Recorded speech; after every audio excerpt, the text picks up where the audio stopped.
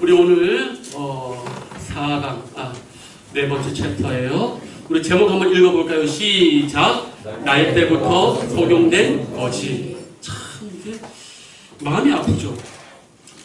여러분 혹시 그 장애인들의 장애가 선천적인 게 많을 것 같아요? 후천적인 게 많을 것 같아요?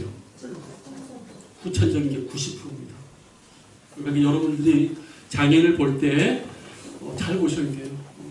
저는 선천이 더 많다고 생각했는데 아니더라고요. 90%가 후천적으로 사고를 당해가지고 그래요. 근데 이 소경은 세상에 날 때부터 소경이 되는 거예요.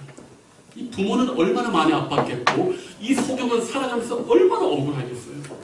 참 이게 마음이 아파요. 그런데 여기 보니까 작은 소제목에 육신의 눈도 뜨고 영적으로 보게 된 사람. 오늘 요한복음 9장인데 목적 우리 다 같이 한번 읽어봅니다. 시작.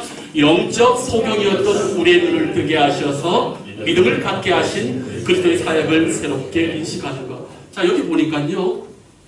잘 보세요. 눈을 뜨게 하시고 믿음을 갖게 하신 그리스도의 사역. 여기 지금 보면 주도권이 누구에게 있어요? 하나님에게 있어요. 제가 자주 말씀드려요. 우리의 언어는 내가 믿는다. 그죠? 내가 교회 왔다 하잖아요. 이게 우리의 언어의 일반적인 말이에요. 근데 성경은 그렇게 안 쓰고 있다니까? 내가 믿었다가 아니요. 하나님이 우리에게 믿음을 선물로 줬기 때문에 믿고 그렇기 때문에 선물을 우리가 받았기 때문에 자랑할 것이 없다. 우리 입술은 내가 믿었어. 내가 능동적으로 주님을 영접했어. 아니라는 거예요. 동전의 양면과 같은데 영적으로는 정확하게 수동적으로 돼 있어요. 내가 믿었다고 말을 하는데 성경은 아니 하나님이 선물로 주셨어. 그래서 너희들 자랑 못해. 우리 회개하잖아요. 눈물 흘리잖아요. 내가 분명히 눈물 흘렸어. 근데 성경은 아니 너희들은 위로부터 하늘로부터 거듭이 나서 회개가 은혜가 먼저 우리에게 내려온다고 먼저 얘기하는 거예요. 이게 성경과 우리의 이 차이예요. 그래서 이게 보통 이제 언어 철학에서는 우리의 말이 우리 스스로를 속인다는 게 되게 많이 있어요. 동어 반복도 있고. 그렇기 때문에 그런데 그런 의미에서 성경은 대단히 신묘막측해요. 저도 신학교 때 이게 이해가 안 됐어요. 내가 믿고 내가 결단해서 교회 갔는데 왜 자꾸 성경은 이거 그냥 좋게 포장하는 거구나 라고 얘기를 했는데 아니더라고. 성경은 이상하게 다 우리가 수동적으로 얘기해요. 여기도 보면 영적 소경이었던 내가 눈을 뜬 게 아니에요. 우리 눈을 뜨게 하셨다. 믿음을 갖게 하셨다. 이걸 깨닫는 순간부터 인생이 달라지게 돼 있어요. 이걸 못 깨달으면 뭐든지 내가 하는 거야. 내가 붙들어야 되고 내가 열심을 해야 되고 그때부터 인생이 피곤해지는데 이게 아니라 하나님으로 받은 은혜를 통해서 내가 밀려가고 있구나. 이걸 깨달으면 그 다음부터는 기도가 어렵지가 않아져요. 자, 오늘 그 얘기를 할 거예요. 자, 서론 내 눈을 열어 주 얼굴 보게 하소서. 주 앞에 나와 사랑드리기 원하네. 내 귀를 열어 주 말씀 듣게 하소서. 내 눈을 열어 주 얼굴 보게 하소서. 자, 구약 성경의 얼굴은 하나님의 사랑과 배려와 애정을 나타내는 상징적 단어예요. 그러니까 얼굴을 보면은 그러니까 하나님의 얼굴이 있어요, 없어요? 없지. 영이시니까. 영이란 말은 여러 의미가 있어요. 물질적인 것과의 정반대의 개념이 있고 또 사람의 영혼을 얘기할 때는 사람의 어떤 그 최고의 그 하나님을 인식하는 어떤 그 코어의 개념도 있고 영은 많은 그게 있는데 어쨌든 하나님은 우리랑 달라요. 그죠? 이건 질적 타자라고 얘기해요. 질적으로 완전히 다르다고 얘기를 하는 거예요. 근데 문제는 그 하나님은 우리가 얼굴 볼 수 있어요? 못 보지. 근데 왜 이 얼굴을 아냐? 이게 그래서 중요한 거야. 뭐냐? 여러분 사랑하는 사람을 이렇게 얼굴 보면 기분이 좋아요? 안 좋아요?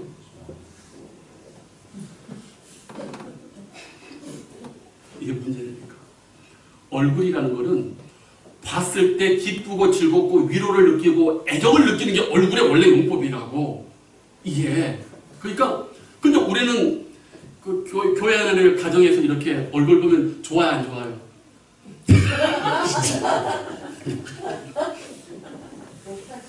그러니까요 우리가 있잖아요 신앙생활 할 때 우리가 심각하게 여겨야 돼요.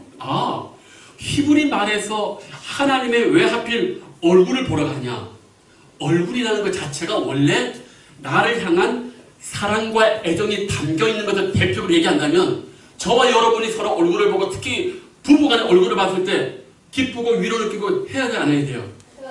여기서 바로 우리는 기독교의 어떤 은혜와 의무를 여기서 깨달아야 되는 거예요. 세상 사람들은 이거랑 상관없이 살아도 우리는 하나님의 그 자유로움과 사랑과 관심을 얘기할 때 뭘로 표현한다고? 얼굴. 그럼 우리의 얼굴이 그런 모습이 돼야 된다니까. 대충 교회를 다니면 안 되고 말씀을 이렇게 알고 적용을 해야 되는 거예요. 우리 집 보세요. 참, 다 둘 다 시꺼먼 옷 입고 오셨어. 밝은 옷 입고 진짜. 이거 만나면 만날수록 특히 가정은 화목해야 돼요. 오늘 우리 올라오신 저한테 잘 맞냐? 안 맞아. 요즘 더 많이 느껴. 진짜 안 맞아. 진짜 안 맞아. 내 얘기가 아니에요. 뭐 좀 하도 안 맞아. 근데 그게 뭐 이게 정상이라니까. 근데 옛날부터 얘기했잖아요. 맞아. 둘이 결혼해도 너무 잘 맞아. 그 출생의 비밀이 있어. 그 피검사를 해봐야 돼 그거. 원래 이게 정말 이게 우리가 묻자마는 건데 이거를 사람들이 인정을 안 하니까 문제가 되는 거예요. 원래 안 맞게 돼 있는 거예요. 그래서 서로 이렇게 갈고 닦고 하나가 되는 거거든. 근데 만약 둘이 좋아봐봐. 좋을 때는 문제가 없지. 근데 둘이 서로 안 좋아봐. 그럼 떨어지잖아. 근데 반반 서로 반대니까 하나가 삐져도 한쪽이 붙잡고. 이 하나님의 사랑이 오묘막체가 신묘막체가 되니까. 그렇지 않습니까? 왜? 그쪽으로 왜 이렇게 얼굴이 어두워?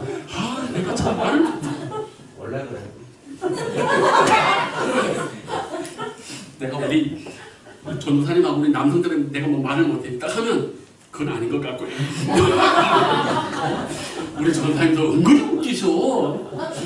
내가 하여튼 우리 전도사님 저 때도 한번 나가서 우리 그 게임 했잖아요. 저거 할 줄 몰라요. 난 우리 전도사님이 워낙 이렇게 좀 조용하셔가지고 못할 줄 알았는데 나보다 너무 잘하시는 거야. 이거 웃기지 않으실 분들이 이렇게 하시니까 더 보기 좋고. 어쨌든 성도님들 얼굴은 그래서요. 진짜 책임을 지셔야 돼요. 특히 이렇게 하여튼 여러분 그 하나님의 얼굴을 잘 기억하세요. 자 여기 보면 자 우리 전사님 우리 모든 거 한번 읽어봐 주셔요. 우리 모두는 예수님을 눈으로 보고 그 말씀을 귀로 듣고 그분을 좀 더 알기를 고대한다. 그러나 때때로 우리는 자신이 거의 소경이나 귀머거리 같다고 생각할 때가 있으며 아무리 노력해도 예수님을 알 수 없다는 생각이 들 때도 있다. 사실 우리가 믿음을 갖게 된 때를 돌이켜 생각해보면 그때도 그분이 친히 우리의 눈과 귀를 열어 그분을 보게 하셨고 그분의 말씀을 듣게 하셨다는 새삼스러운 사실을 발견하게 된다. 뿐만 아니라 그분이 순간순간 우리의 믿음을 자라나게 하셨다는 사실도 깨닫게 된다. 1세기의 소경, 육신의 소경이었을 뿐만 아니라 영적으로도 소경이었던 그 사람의 눈도 예수님은 뜨게 하셨다. 아주 천천히 마치 슬로우 비디오를 보는 것처럼 이 소경은 예수님을 보게 되었던 것이다. 자 오늘 이제 본문에 들어가기 전에 이 요한복음 9장이 갖는 아주 중요한 의미가 있어요. 이게 아주 그 신학적으로도 아주 독특한 부분을 좀 차지를 합니다. 일단 두 가지가 있는데 뭐냐면 이 9장에 나온 맹인은 자기가 고쳐달라고 하진 않았어요. 보통 예수님은 믿음을 고백하는 사람들에게 고쳐줘요. 근데 이 9장은 이 사람이 전혀 그런 요청과 믿음을 보이지 않음에도 불구하고 예수님이 선제적으로 먼저 이 사람에게 흙에 침을 뱉고 가라고 해요. 이게 아주 독특해요. 또 하나 아까 제가 말했다시피 6절 말씀 보세요. 우리 다시 한번 읽어봐요. 시작. 이 말씀을 하시고 땅에 침을 뱉어 진흙을 이겨 그의 눈에 바르시고. 자, 진흙을 발라서 진흙하면 뭐가 생각나요? 하나님과 흙하면 뭐가 생각이 나요? 창세기 생각나죠. 성경의 신구약을 통틀어서 하나님이 흙을 만진 것은 딱 창세기하고 신약의 요 부분이에요. 그래서 우리는 이것을 요 진흙을 이겨 그의 눈에 바른다 이거를 예수님이 하나님으로서의 창조주의 모습을 보여준다고 말하는 거예요.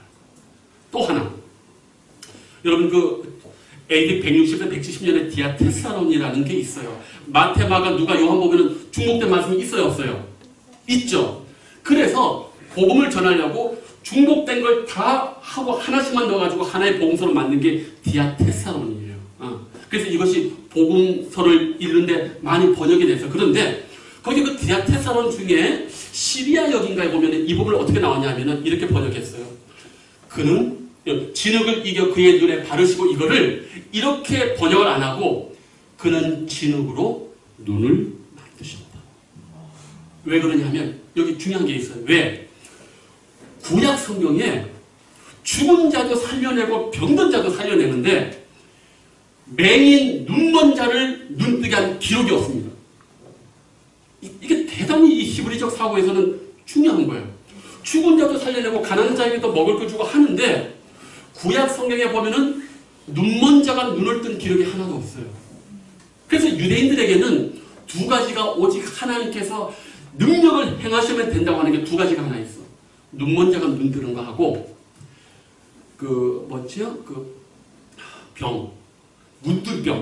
문둥병을 낫게 하는 건 하나님밖에 못한다고 하는 이 두 가지가 구약 성경의 질병과 관련된 아주 중요한 특징이에요.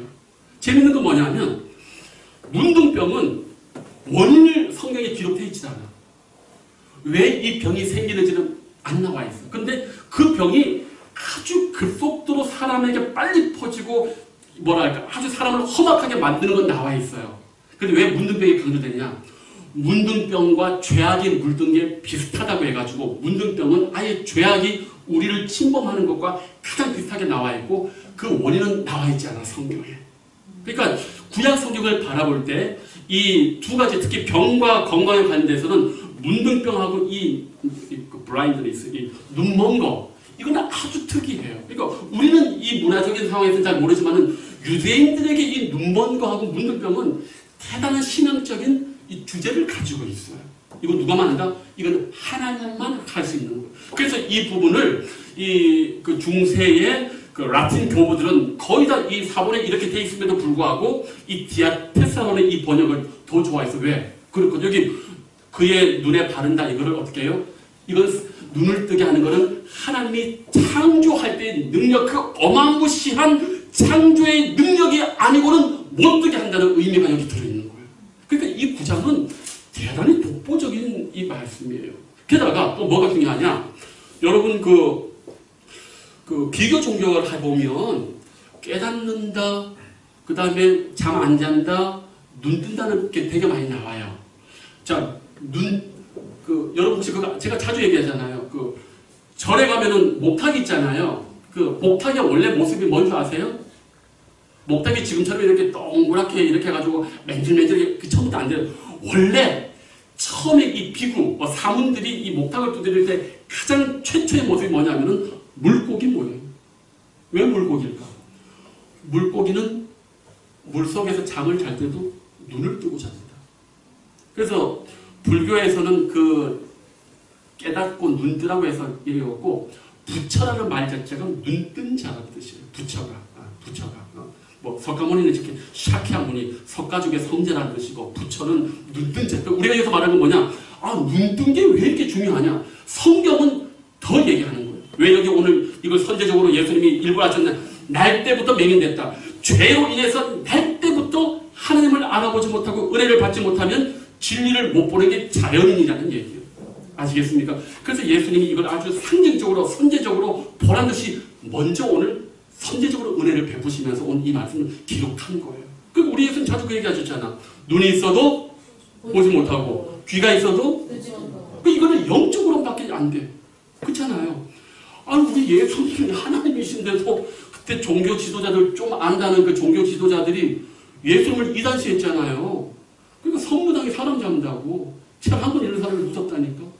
이게 문제가 되는 거예요. 그러니까 어서 사람의 지식으로는 하나님을 알 수가 없어요. 사람을 알 수가 없다고. 자, 오늘 그래서 아주 중요한 부분을 지금 얘기를 할 거예요. 자, 이렇게 보면은 1번. 자, 예수님을 믿기 전에 당신은 예수님을 어떤 분으로 생각했는가? 성도들 여기 모태신앙도 있고 모태신앙이 아닌 분들도 있을 거예요. 혹시 모태신앙이 아닌 분 계시나요, 혹시? 유 집사님하고 정 집사님, 혹시 교회 다니시기 전에 예수님 하면 어떤 생각이 좀 드셨어요? 예수님 하면? 몰랐다. 별로 뭐 그렇게 우리 그냥 윤리 시간, 도덕 시간에 4대 성인인 같다. 별 감흥 없잖아요. 은혜 받기 전에 별 감흥 없어요. 석가모니나 소크라테스나 공자나 맹자나 매 한 가지지 예수님도. 그런데 어때요? 은혜 받고 나니까, 성령 받고 나니까 다르게 느껴지죠. 이 차이가요, 대단한 거예요. 여기 계신 분들이 제가 항상 하는 말, 성령 받았으니까 지금 세상에 말하는 제정신 아니게 지금 하나님 믿는 거지, 우리가 성령 받지 않고 제정신을 하나님 믿는다 못 믿는다? 못 믿어요. 우리가 봤어. 이게 믿겨져요, 이게? 안 믿겨지지. 여기 계신 분들이 얼마나 대단한 분인지를 스스로 아셔야 돼요. 스스로 아셔야 돼요. 형제님, 왜 이렇게 오늘 얼굴이 이렇게 아까부터 안 좋아? 생각이 되게 많아져요. 예, 맞아요. 이해해요. 저도 지금 오늘 이거 준비하는데 할 얘기가 너무 많아. 그래서 나도 가면서 너무 많은 걸 풀어놓으면 또 하나도 헷갈리실 텐데, 그러나 제가 받은 바가 오늘 다 쏟아낼 테니까 한번 들어보세요. 어쨌든 자, 2번 소경의 눈을 뜨게 하신 예수님. 자, 요한복음 9장을 읽으라. 소경에 대해 칭찬할 점은 무엇인가? 자, 성경을 보세요. 그 예수님이 이렇게 길을 가는데 날 때부터 맹인이 된 사람이 봤어요. 그 사람 뭐 했을까? 날 때부터 맹인이 됐어. 뭐 하고 있을까? 뒤에 보면은 구걸하고 있는 거예요. 일을 할 수가 없잖아요. 얻어먹어야 될 거 아니에요. 근데 우리 예수님이, 근데 제자들이 뭐라고 묻냐? 참, 이게 오늘날도 똑같아. 어떤 사람이 병들고 어떤 사람이 불행하면 우리 모두가 이런 얘기 하는 거예요. 저 사람 죄가 있겠지. 저 부모가 죄가 있겠지. 유대인들도 마찬가지요. 그러나 교인들은, 우리 그리스도는 그런 말 하면 안 돼요. 그런 말 할 거면 도대체 교회 다니고 성경을 아는 게 무슨 의미가 있어? 똑같이 그런 얘기 할 거면. 우리 예수는 뭐라고 합니까? 그 부모의 죄도 아니고 그의 죄도 아니다. 함부로 정죄하지 마세요. 인생은 그렇게 함부로 그 사람의 삶을 판단할 만큼 우리가 똑똑하지 않아요. 욥이 그 고난당하지 누가 알았겠어요? 그 거룩한 사람이 함부로 다른 사람의 불행에 대해서 잘못이다 그러면 하시면 안 돼. 기도해줘야지 우리가. 아시겠습니까? 그러니까 우리 예수님이 그거 아니야. 하나님이 하시는 일을 나타내려고 한다. 야, 참 정말 저는 이런 말씀 보면은 역사상 어떤 종교의 선각자들도 죄에 대해서 이런 말을 한 사람이 없어요.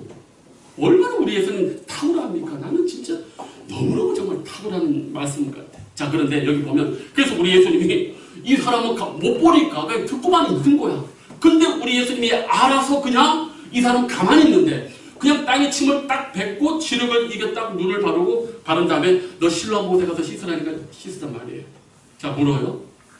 여기에 소경이 칭찬받을 만한 점이 있어요, 없어요? 이거 좀 좋게 봐줘야 돼요. 있죠. 왜? 자, 보십시오. 성경 생각해 보세요. 아니, 보통은 예수님이 그 자리에서 안수하고 하면 낫거든. 여기 되게 번잡해.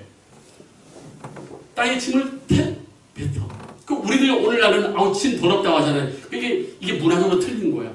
옛날 이 예수님 시대 때는 침에는 사람을 고치는 힘이 있다고 봤어요. 우리 할머니도 제 눈에 이게 이렇게 막 하잖아요. 그러면 지금도 우리 할머니 혀를 넣어가지고 여기를 막 이렇게 해줬던 게 기억이.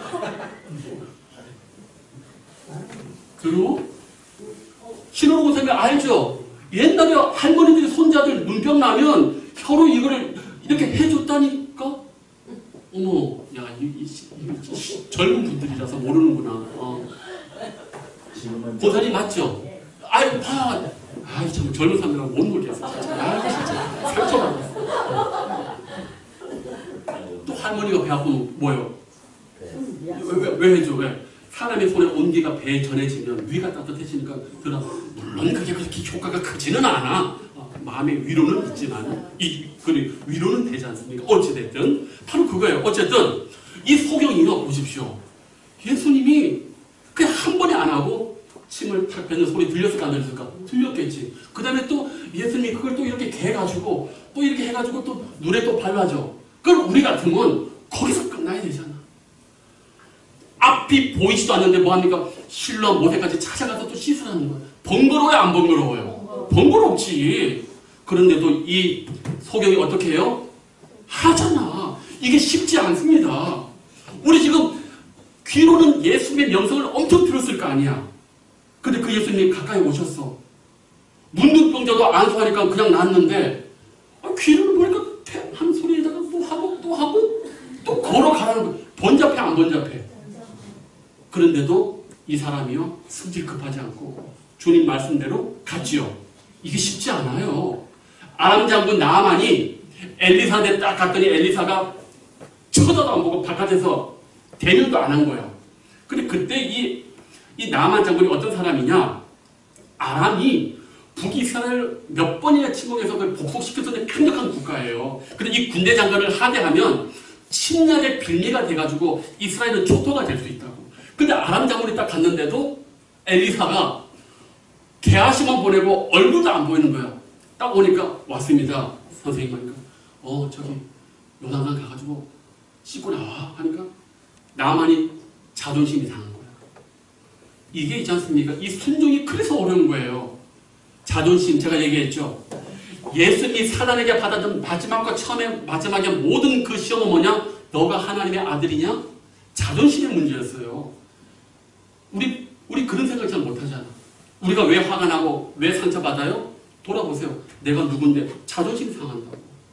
그러니까 우리는 간과 쓸개가 십자가에 딱 못 박아가지고 자존심이 없어져야 됩니다.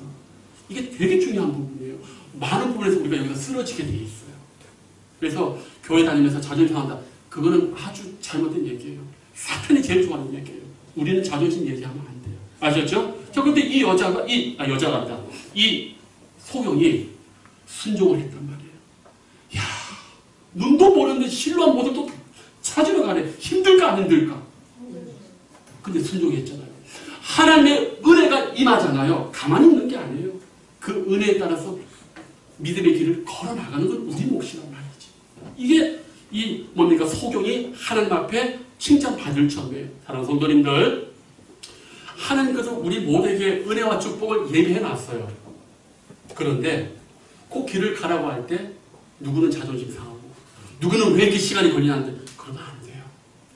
이왕 순종할 거면 딱 입 다물고 입 꽉 물고 끝까지 걸어가시면 될 줄 믿습니다. 자, 그리고 3번 한번 읽어볼게요. 시작. 이 시점에서 예수님이 하신 말씀은 소경에게 어떤 의미가 있었으리라고 생각하는가? 자, 세상에 지금 제자들이 소경을 앞에 놔두고 예수님 이 사람이 이렇게 된 거 그 아버지 부모의 죄일까요? 아니면은 이 사람의 죄일까요? 근데 왜 제자들이 하필 이 소경의 이 눈 못 본 걸 가지고 부모의 죄를 이야기할까? 근거가 있습니다. 출애굽기에 보면 그 아비의 죄를 자손 3, 4대까지 갚겠다라는 말씀이 있어요. 정확하게 있어요. 죄송하지만 그 말씀이 있기 때문에 이게 좀 어려운 부분이에요. 그렇죠? 그러나 은혜는 몇 대까지? 수천 대. 그러나 그 아비의 죄악을 자손 3, 4대까지 보호하신다는 말씀이 있어. 이게 좀 어려워요. 그래서 한 번은 유대인들이 폐악한 아들을 데리고 랍비한테 왔어. 랍비한테 딱 오니까 랍비가 그 말씀 가지고 아들을 뭐라고 하는 게 아니라 그 부모를 데리고 당신들의 죄 때문에 얘가 이렇게 된 거라는 그 유대인들의 그런 기록도 있어요. 자, 어쨌든 여기서는 그걸 넘어가고 여기 보면 자, 소경이 안 그래도 억울하게 살고 있는데 제자들까지 아버지의 부모의 죄입니까? 이 사람의 죄입니까? 했을 때 듣는 소경만이 어땠을까? 우리는 소경이 안 해서 모르지. 안 그래도 억울하고 한스러워 죽겠는데 예수님의 제자라는 사람들이 예수님 앞에 놔두고 자기 돈 내서 이 사람의 죄입니까? 부모의 죄입니까? 한스럽지 않았겠어요? 눈물 선하지 않았겠어요? 그러니까 고통 가운데 있는 사람 앞에서 함부로 그런 나쁜 소리 하면 안 돼요. 그것도 말도 이렇게 좀 조심하셔야 돼. 안 그래도 억울해 죽겠는데 이 사람이 얼마나 억울해요. 근데 그 얘기를 또 듣고 앉아있는 거예요. 그런데 우리 예수님께서 아니다. 이 부모의 죄도 아니고 이 사람의 죄도 아니다. 할 때 그 한이 녹아지지 않았겠습니까? 우리 하나님은 정말 너무 좋으신 예수님이에요. 심리적인 치료를 여기서 그냥 전인적으로 해버리시는 거예요. 네 잘못 아니다. 이제 하나님께서 무슨 일을 할 거다라고 그렇게 얘기를 합니다. 그래서 우리가 참 신앙 안에서 복음 안에서 한이 좀 풀려야 돼요.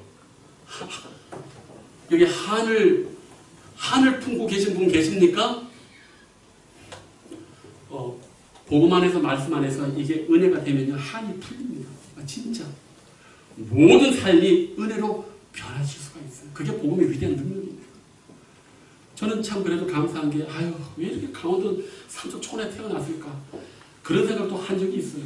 솔직한 말로 너무너무 못 살았거든. 너무너무 못 살았거든. 근데 지금은 감사해요. 은혜 받으니까 감사해요. 하나님께서 다 뜻이 있겠지. 한이 녹아졌습니다. 그러나 여전히 시골 밥통집은 가기 싫어. 그 우리 못 살 때 먹었던 모든 음식이 거기 다 나와가지고 비싸기만 하고 깻잎 나오고 뭐 감자 나오고 고구마 나오고 뭐 대파 나오고 나 어렸을 때 밥 쌀밥 못 먹을 때 했던 거 다 거기 나오면서 몸에 좋습니다. 비싸기도 해. 푸른 초장을 인다. 나는 환장하게 가지고 전 절대 시골 밥상 안 가요. 절대 부르지 마세요. 우리 어머님은 뭐 지금도 좋아하죠. 근데 아유 감자 고구마 뭐 조밥부터 시작해가지고 못 살 때 먹었던 음식들은 아직까지도 죄송합니다. 건강에 좋은 음식인데 어쨌든 성도님들 은혜로 한이 풀리시길 바랍니다. 또 수련해졌어. 어쨌든 자 소경 얘기 우리 하나님 예수님의 한을 풀어줬어요. 자 6절에서 12절에 보면 소경은 어떻게 반응하고 대답하는가. 그의 6절에서 12절 보면요 이게 참 재미있어요. 이 사람들이 나와놓으니까 사람들이 놀래버린 거예요. 그래 보니까 자기들끼리 의견이 분분해. 야, 저 사람 우리가 알던 옛날에 그 눈 묻어서 걸뱅이 맞냐 하니까 어떤 사람은 야 얼굴이 똑같이 생겼는데 맞아 하니까 또 어떤 사람은 비슷하게 생겼어. 아니야. 왜? 너무너무 이거 믿겨지지 않는 얘기. 아니 여기 보면은 이 사람 그 얘기해요. 창세 이후로 32절에 창세 이후로 맹인으로 난 자의 눈을 뜨게 했다면 듣지 못했다. 이 사람이 성경을 대단히 아는 사람이요. 구약 시대 이런 예가 없는데 그 사람들은 너무 놀라우니까 이게 묻는가. 야 비슷하게 생겼다. 아니 진짜라는 거예요. 자 그런데 이 소경이 이렇게 얘기를 합니다. 대답하되 야 그럼 네 눈이 어떻게 띄었느냐 하니까 예수라 하는 그 사람이 진흙을 이겨 내 눈에 바르고 나더러 실로 안에 가서 씻으라 하기에 가서 씻었더니 보게 되었다. 여기도 보면요 중요한 게 뭔지 아십니까? 소경은 어떻게 반응했어요? 순종이에요. 그래서 제가 얘기하자면 신앙생활하면서 우리가 제일 힘든 게 두 가지가 있어요. 순종하는 거하고 기다리는 거. 제일 어려워요 여러분. 기억하십시오. 신앙생활할 때 우리가 제일 많이 무너지는 게 뭐냐? 순종이 제일 어렵고 기다리는 게 제일 어려워. 그래서 성경이 인내란 말이 대단히 많아요. 기억하셔야 됩니다. 기도하고 낭망치 말으셔야 돼요. 기도하고 낭망치 마셔야 돼요. 근데 오늘 여기서는 이 중요한 포인트는 순종이에요. 소경의 입장을 쉽다고 생각하지 마세요. 쉽다고 생각하지 마세요. 이렇게 해서 거기까지 가가지고 얼마나 기대해서 야, 그 유명한 예수님 오셨네? 근데 예수님 뭐 하신다고 하는 거야. 근데 말을 기다리는데 말을 안 하셔. 퇴하시면서 뭐 슥슥슥슥 하셔. 그래 그 다음엔 낫겠지. 근데 말라줬어. 그럼 우리 생각에 이제 눈이 뜨게 좀 아니야. 너 실로 못 찾아가서 거기까지 가서 씻고 오라는 거야. 이 모든 것에 있어서 뭐 했다? 순종했다. 순종이 그렇게 어려운 거예요. 그러나 성도님들 순종의 마지막에 뭐가 있습니까? 놀라운 축복이 있어요. 그래서 저는 어디 가도 이번에도 우리 저기 뭡니까? 자랑 하나 할게요. 우리 남중현이 이렇게 이번에 부흥집회를 하잖아요. 그러면 이때 부흥집회 3일 하는 헌금은 그 교회 주는 게 아니라 우리 남중현 어려운 교회 이번에도 교회 하나가 불탔어요. 그래서 우리 한 700만 원 정도 교회가 실반됐거든요. 그런데 말을 들어보니까 한 24년 정도 되는데 이제까지 가장 많은 헌금이 모여졌을 때가 주한장로교회 나겸일 목사님 오셨을 때 은혜 받아서 헌금이 4일 동안 1,800만 원이 거쳤대. 그런데 이번에 1,829만 원이 거쳤어요. 내가 총무잖아.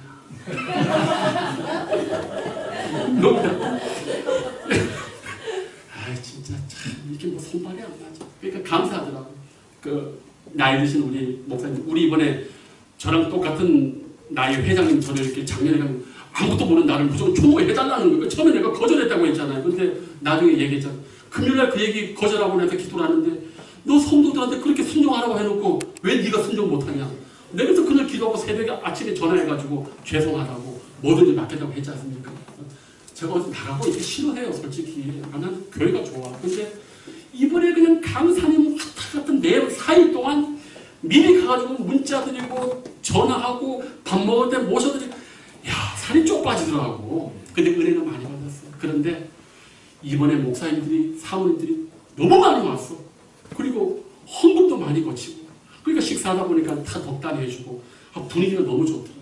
은혜도 많이 받고. 어쨌든 성도님들, 하나님의 일은요, 억지로라도 맡겨줄 때 순종하면 복을 받게 돼 있어요. 우리 수요일에도 얘기했잖아요. 오베데돔이 억지로 그냥 억지로 복귀를 받은 거야. 무섭지 왜? 우사가 그 자리에서 죽었는데 그거를 집에 들이라면 전방 죽을 수 있잖아요. 근데 억지로 떠밀려가지고 그래도 3개월 했더니만 온 집안이 이스라엘이 전체가는 복을 받았고 구레네 시몬도 어느 지점에서 구경하다가 야 예수님 못 드니까 너 해가지고 그냥 찍혀가지고 억지로 했는데도 성경의 기록에 보면 그 후손들이 대단히 잘 됐어요. 그러니까 하나님의 은혜와 축복은요, 어쨌든 이거 기억하세요. 순종하면은 복을 받게 돼 있어요. 저처럼 하기 싫어서 그냥 하라고 하니까 그래, 무슨 뜻이 있겠다. 그래서 제가 항상 목사님들하고 만난 뭔 얘기냐면 우리는 순종에 특화된 사람이다. 순종에 이걸 아주 제가 하기 싫을 때마다 외웁니다. 순종에 특화돼야지 그래. 목사님들끼리 모였는데도 뭐 부탁하는데 내가 안 한다 그러면 내가 안 되잖아. 이게 힘들어, 솔직히 힘들어. 하지만 거기에 은혜가 있더라고요. 여기 오늘 소경이요, 순종했어요. 하나님 말씀이 우리에게 때로는 거칠게 느껴져도요, 이 푹하고 순종해 보세요. 축복이 분명히 있을 줄로 믿습니다. 기도하겠습니다. 아버지 하나님 감사합니다.